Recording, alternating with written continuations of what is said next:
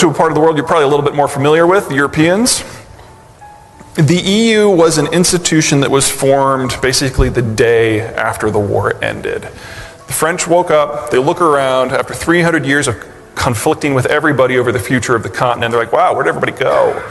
The Spanish were languishing under their own dictatorship, the Brits were going home, the Germans were occupied and divided, Central Europe had been blocked off from the rest of the continent by the Iron Curtain. They looked around like, wow, we can totally swim in this pool. The EU formed with the original 6 countries, Germany, France, Italy, and the 3 Low States, and was basically formed by the French to be a pedestal to project French power to the rest of the world. It's a good plan. Worked pretty well for a while. Fast forward to 1980, and they started working on the monetary union. The French told the Germans, look, you're not allowed to have an opinion in foreign affairs. Tough. What we will, however, let you do is design the economic union, the fiscal union, the monetary union. And in exchange, we get total control over the political and military union. French did as they were told, designed the euro. Now what the euro did is kind of fun because you've got all of these rivers in Europe, particularly Northern Europe. They're all navigable, but they're not interconnected. And so each ethnicity of Europe has their own capital base, has their own financial system, has their own banking sector that they do not like to let anyone else use. Here in Canada and the United States, banking makes up roughly 1/3 of our total capital generation. In most of Europe, it's north of 80%.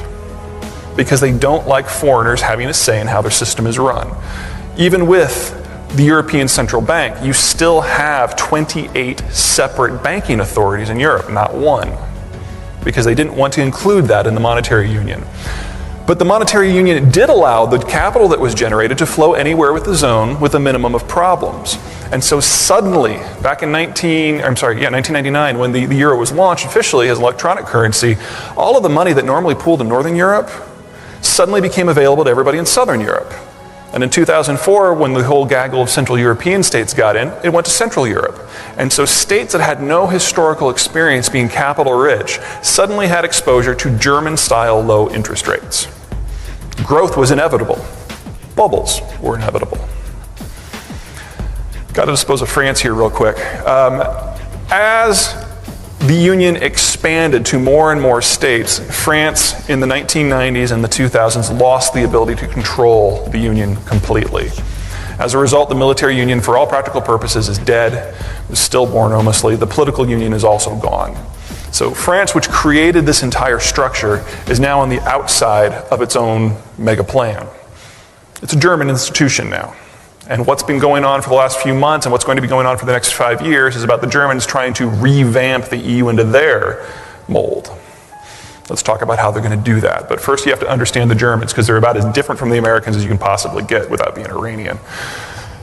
Got 3 navigable rivers, nice long ones. However, they're not interconnected. And so unless you're going to be fighting among yourselves, you've got to find some physical way of linking this all together. The Germans do this by planning. It's in their blood. The Autobahn, the canal system, all came out of this. Give you an idea of how integrated it is into the German sense of self. In the 1840s, before there was even a modern Germany, when it was just Prussia and 36 other principalities, they were well advanced into integrating their entire system into the first transnational rail network in the 1840s. Not bad. For comparison, in the 1840s, the United States was having a national debate over whether or not we should build a second road. Some of us plan more than others.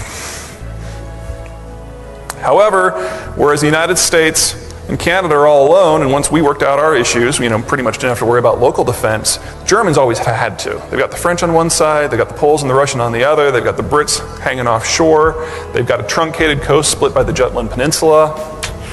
Kind of a tough neighborhood. So the Germans are always having to be on the defensive, except for when they're on the offensive.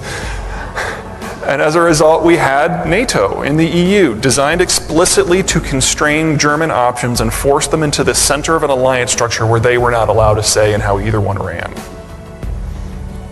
It was great for a while, it allowed the Germans to rebuild, but the Cold War's over.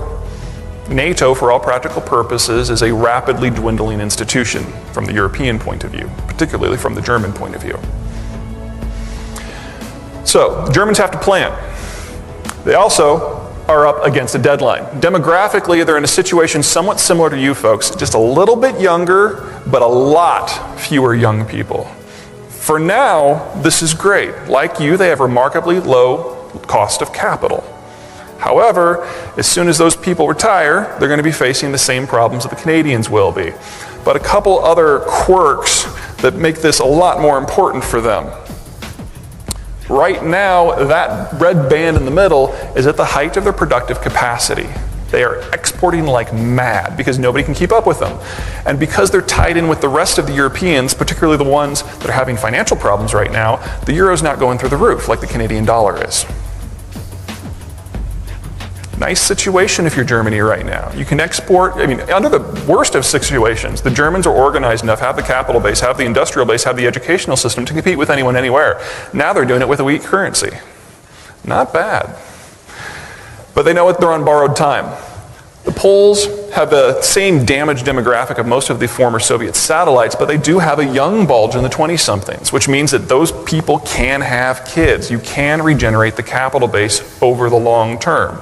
Long term being the key word here, because you have to wait for those folks to have sufficient kids and for those kids to grow up and reach the mature worker category. For a state like Canada or Germany, that's a 2-generation job. That's 60 years. For Poland, it's only 30. But the Poles and the Germans both know that if you take the same amount of money, apply it to Poland, your rate of return on your capital is going to be so much higher because they're so much further down on the scale in terms of skills of production. Also, you can pay young people less, which I definitely do for Gen Y. Okay, let's talk about the German plan. Part 1 is to make sure that nobody in Western Europe has the industrial base capable of challenging you in the long term. This is the impact that the Eurozone has had on the trade structure of Europe. By putting everybody into the same zone, everybody has to compete with the Germans by the Germans' rules, and that's just impossible. So over the course of the last 10 years, you've seen the trade balance shift, with the Germans taking an ever larger piece and the French losing out. Over the course of 10 years, it's been a 5% shift in terms of total EU exports, both internal and external. That might not sound like a lot, but bear in mind that over 10 years, that's 600 billion euro of business that the French have lost and the Germans have gained. Part 2, do this to the labor pool as well. What we have here is unit labor costs going back for the life of the euro. You'll notice the Germans, that bottom purplish line has barely budged. It's only about 5% higher than it was. The Germans include labor in negotiations, part of their planning model. It's a corporatist system. Labor, capital, government, the military all sit around the table for all major planning. And so they find ways of compensating the labor force that doesn't necessarily impact the bottom line. All your dotted lines up there are the pigs. The only way that Portugal, Ireland, Spain, and the rest have been able to compete with the Germans is by taking out loans to basically cover the difference. That's great for a while, but eventually you find yourself indebted to Germany. Now the Germans obviously want to get paid back. Get to that in a second. Next, you got to take care of the Polish problem. The Germans want to make sure that 10 years from now, the Poles are not instantly able to step into their shoes. So the first thing they do is absolutely hobbling them with regulations. I think you guys here can probably relate to that a little bit. The quote there says, this is an EC directive listing regulation sizes for molecular structures. There are over 150,000 pages of EU regulation that every new EU state had to adopt on day 1 of membership. It has absolutely crushed entrepreneurial efforts across Central Europe. You're seeing huge swaths of the economy in places like Romania, Bulgaria, and Estonia sliding into the black market because they simply cannot afford to start a business in such an environment. All of these regulations were designed for heavily industrialized technocratic economies, not for the places that are further east that are still moving up the development scale. Next, the Germans are putting requirements on the new members that the new members really can't afford to pay for. For example, switching everything over to natural gas as opposed to coal. Right now, Poland gets about 90% of their electricity from coal. EU directives, environmentally based, are designed to make Europe as a whole a cleaner place. Laudable goal. However, the Germans are not providing any money for this. So the Poles and the rest are going to have to dig into their own pockets for scarce capital that they don't have, or borrow it, in order to meet EU regulations the Germans are forcing on them but not paying for. Again, that might sound familiar to some of you. Next, the CAP, the Common Agricultural Policy. It's the most sophisticated and expanded network of agricultural subsidies in the world. France, the day before all those new members joined, got 1 out of every 5 euros. France today gets 1 out of every 5 euros, despite the fact that there's more farmers in Poland than there is in the rest of the Western European countries combined. They want to make sure, the Germans want to make sure that Central Europe is as starved for capital as possible, whereas they realize that that money going to France is the political price of continued French partnership. And then there's bailouts. Let's talk about the bailouts. The Germans want to make sure that their money is paid back. But there's no point in doing a government bailout of the Southern European states if you're going to use German taxpayer money to pay back a German taxpayer loan. I mean, that's particularly ridiculous, and even by European standards, that's not going to happen. But the Germans have to have a way to make sure that the system doesn't blow apart in the next 10 years. They've got to make sure that it holds for long enough that they can actually take over. They know that if they commit to any sort of money payments now, that 10 years from now, they probably won't be able to afford it. The demographics can't support it. So, what are they going to do? European Financial Security Fund. The Europeans love their acronyms almost as much as the American military. States guarantee the debt. They don't actually provide money. They simply provide a state guarantee to any bonds that are used to help fund the bailouts. Additionally, it's not an EU institution. This was not an addendum to the treaty. They're not planning on making that. This is a German-led private bank headquartered in the bank secrecy capital of Europe, Luxembourg, run by a German, shocker. Not an EU law. They don't even have to have a council meeting. They don't even have to have an ECB meeting. The Germans just call up Klaus Regel and it's like, hey, we need $12 billion. Can you get that? Okay, no problem. And here's how they do it. You guys remember the liquidity things that the ECB, the Bank of Canada, and the US Fed Reserve were doing back during the crisis in 08, 09? Basically, banks were scared to lend to each other. So any company that could put an asset on hold as collateral with their central bank could get a liquidity loan to carry out their normal operations. It was designed to prevent a complete liquidity shutdown. In the United States, this was about $60 to $90 billion at any given time, and it lasted for about 6 months, and then it was phased out. In Europe, it was 900 billion euro, and it was not phased out until only about 4 to 6 months ago. Fun. That's how they're funding the bailouts, liquidity loans. What you do is you take an asset, you put it on hold with the European Central Bank, they give you a liquidity loan. You then go and buy a sovereign bond. You then take that sovereign bond and give it to the European Central Bank in order to get a liquidity loan. Now, anywhere else in the world, this is called printing currency. In Europe, it's called solidarity. But if this collapses, if the German plan fails, the Germans aren't out a dime, because it'll just take the euro down with it. Germans are fine. Clever, clever, clever. Fourth plan, bailouts. Now, bailouts follow, they're rough. I mean, they're modeled off of the IMF. They're not the kind of thing that you want to engage in if you can't help it. Everybody knows that Greece and Ireland had to go down. That was pretty obvious. But then you get to an interesting thing here. What we have here is a chart of debt maturities as they come due. And for Belgium, which is the state we're talking about, they're running a budget deficit right now, so they simply have to refinance everything that comes due. You can see that there's some months with some pretty big problems coming up. Incidentally, Portugal had 4 that were about this size in January, February, March, and April. That's why they needed the bailout just recently. Belgium's the next most dangerous state in this regard. But the fun thing is, these little hashes here, the ones that are under 1% that go kind of all the way down, none of those were there in March. They had to borrow money to pay off a couple of these that came due earlier in the year. And no one would let them borrow for more than a 12-month bond. And so they did 3-month, they did 2-month, they did 30-day. And the Belgians are seeing this nice little avalanche forming right in front of them. And when they get to things like September and March and September here, they're going to crack.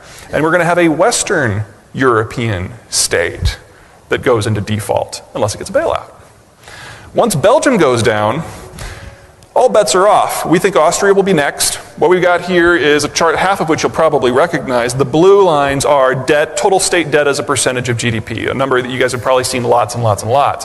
The red, however, is the debt as a percentage of GDP that is held by foreigners. If your red line is relatively low, you can always lean upon your banking system in Europe in order to kind of pick up the slack. Austria's banking system almost got destroyed with the Central European meltdowns in 2009. And they're right here at about 50% of GDP. That's not something they can handle internally. So once investors catch wind that the Western European countries are not immune to this, Belgium first, Austria second, then Spain. In Spain, you've got 3 separatist regions that have independent tax and spend authority and are entitled to a huge amount of wealth transfer from Madrid. Does that sound familiar to anyone? They can't make cuts here. It's part of the deal that made modern Spain. And so everything else has to be done in Spain proper. Banking sector is going to cost them dearly. About half of the Spanish banking sector by volume is, for all practical purposes, defunct. If it was in Canada or the United States, let me rephrase that. If it was in the United States, we would have closed them down. If it was in Canada, you probably just would have locked them up and laughed. You guys have the best banking sector in the world right now. These 2 guys, however, are the exception. These are some of the best banks in the world. They do very well here in Canada. I personally bank with BBVA. They make up half of the Spanish banking sector. So when people say Spanish banks crap, true, except for these 2. So don't put them all in the same basket. But when the others eventually do crash, and they will, it's going to raise the debt load in Spain by 10 to 15% of GDP, more than enough to put them into the bailout zone. The real problem, though, is demographic. Everybody knows that Spain is the economic success story, consumption-driven growth, right? Well, that's because of this group, which 10 years ago was down here consuming like mad. As these folks age, as they become more mature workers, Spain is going to be facing a capital crunch. A consumption crunch, which is going to enervate growth, which means GDP growth will fall. These guys simply can't consume enough. So we definitely see Spain going down that road. We just don't see them going down next. Not this year, maybe not even next year. It's inevitable, it's just not imminent.